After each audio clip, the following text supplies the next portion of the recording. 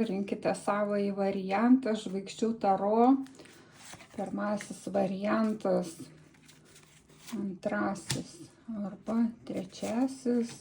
Žvaigždžių taro kortos, kelrodė žvaigždė šviečia, kviečia. Pridėsiu daugiau kortų. Kas norite asmeninio sesijų, kreipkitės, kontaktai yra. Pasižiūrėkim, kągi šią savaitę atvers jums visata, kokias duris. Pirmasis variantas, 3 taurės, vežimas ir atgimimas.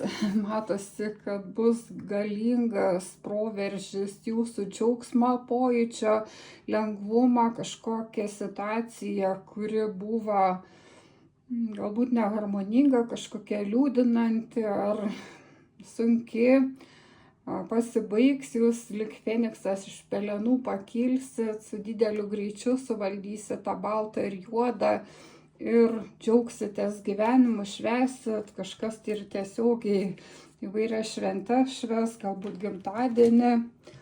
Antrasis variantas, riteris monetų, 4 monetos ir magas.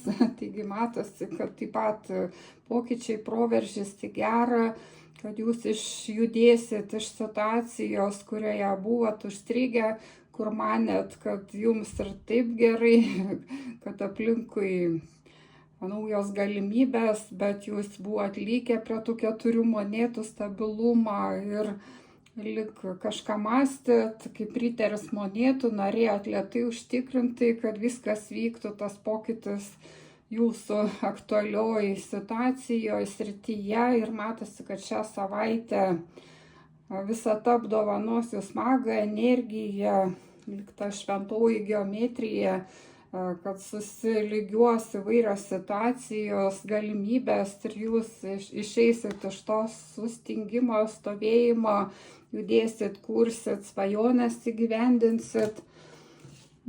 Trečiasis variantas, 4 lazdos, 7 lazdos ir 8 lazdos. Tai matosi, kad taip pat vyks čia pokytis ir stabilumą. 4 lazdos tai namai ar kažkokia stabili, visai maloni energija, būsena, galbūt ir partnerystė, kurioje jūs buvot, ar ir vienas jautėtės gerai ir gynė tas ribas, bet šią savaitę įvyks pokytis, kad jūs nersit į kažką, kur visata jūs pakvies ir tai bus teisinga.